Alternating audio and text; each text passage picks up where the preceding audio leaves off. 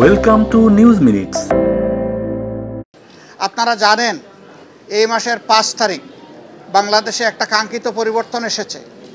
এই পরিবর্তনের সামনের সারিতে থেকে যারা লড়াই করেছে অন্যায় অসত্য এবং জুলুমের বিরুদ্ধে অধিকারের পক্ষে, তাদের কয়েকজন গুরুত্বপূর্ণ সমন্বয়ক আছে যারা সমন্বয় করে গোটা কর্মসূচি বাস্তবায়ন করেছে।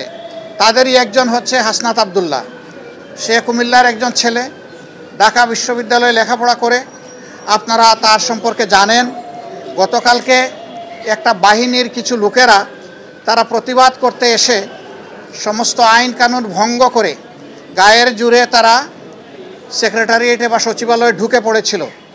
তাদের উদ্দেশ্য খারাপ ছিল, সেখানে ঢুকে গালিগালাজ, উচ্ছৃঙ্খল অবস্থা সৃষ্টি করা, এরে ধরো ওরে মারো, এই ধরনের অবস্থা তারা সৃষ্টি করেছিল। যারা ত্যাগ এবং তিতিক্ষা, যারা নিজের জীবন দিয়ে বুকের রক্ত দিয়ে সামনের সারিতে থেকে লড়াই করেছে, তারা যখন শুনেছে দেশকে অস্থির করার জন্য এই ধরনের একটা পদক্ষেপ নেওয়া হয়েছে, তারা এসেছিল ছুটে তাদেরকে শান্ত করার জন্য, বোঝানোর জন্য। এই যারা দরদ নিয়ে তাদের পাশে এসেছিল, এই লোকগুলো, এই বাহিনীর লোকগুলো তাদের গায়ে হাত তুলেছে, তাদেরকে মারধর করেছে। আপনারা এটা দেখেছেন এবং আপনারা এটা জেনেছেন।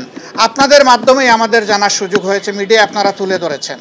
তারা অনেক ধৈর্য ধরেছে, কিন্তু যখন দেখেছে যে সব কিছু সীমা ছাড়িয়ে যাচ্ছে, সীমা লঙ্ঘন করছে, তারা রাষ্ট্রের ব্যবস্থাকেই ভেঙে দিতে চায়, চুরমার করে দিতে চায়, তখন বাধ্য হয়ে তারা এদেরকে প্রতিরোধ করেছে এবং প্রতিরোধের মুখে তারা পালিয়েও যায়। ওই সময়টাই তারা হাসনাত আবদুল্লাহ সহ আরও অনেকের উপরে হামলা করে। এখানে চিকিৎসাধীন কমপক্ষে 3 জন আছেন যারা গুরুতর আহত হয়েছেন। আমরা দেখতে এসেছিলাম। 2 জনকে অস্ত্রোপচারের জন্য ওটিতে নেওয়া হবে, এই জন্যে ডিস্টার্ব হবে জেনে আমরা ওইদিকে যাইনি।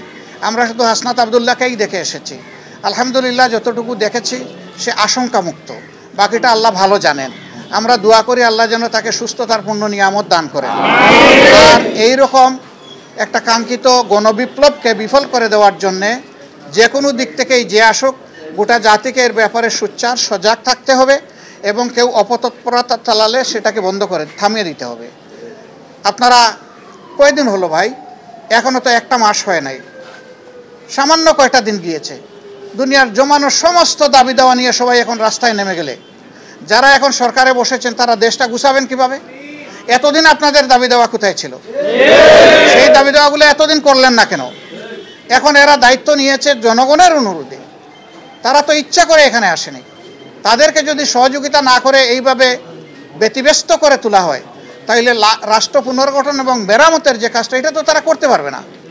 এখানে সকলের দায়িত্বশীল আচরণ আমরা আশা করি। যার যার দাবি আছে একটু ধৈর্য ধরেন। 15.5 বছর যদি ধৈর্য ধরতে পারেন, 2-1 মাস একটু ধৈর্য ধরেন, ওনারা একটু গুছিয়ে আনুক, তারপরে আপনারা স্বাভাবিকভাবে নিয়মতান্ত্রিকভাবে আপনাদের দাবিগুলো তুলে ধরেন। কিন্তু সেইটা করতে গিয়ে আপনারা সচিবালয়ে ঢুকে পড়বেন, আপনারা বিশৃঙ্খল অবস্থা সৃষ্টি করবেন, এটা তো দেশের জনগণ মেনে নেবে না। আপনারা কি দেশের জনগণের বিপক্ষে দাঁড়াতে চাচ্ছেন? এরকম যারা দুঃসাহস দেখাবে, জনগণ কিন্তু তাদেরকে ক্ষমা করবে না। আমরা আশা করব যে তাদের সকলের শুভবুদ্ধির উদয় হবে এবং কারো উস্কানিতে, ষড়যন্ত্রে তারা পা দেবে না। তারা নিজের বিবেক অনুযায়ী চলবে, দেশকে ভালোবাসবে, তারাও এই দেশের পুনর্গঠনে নিজেরা দায়িত্বশীল ভূমিকা পালন করবে। আমরা সকলের কাছে সেই দায়িত্বশীল আচরণ আশা করি। আপনাদের সকলকে ধন্যবাদ।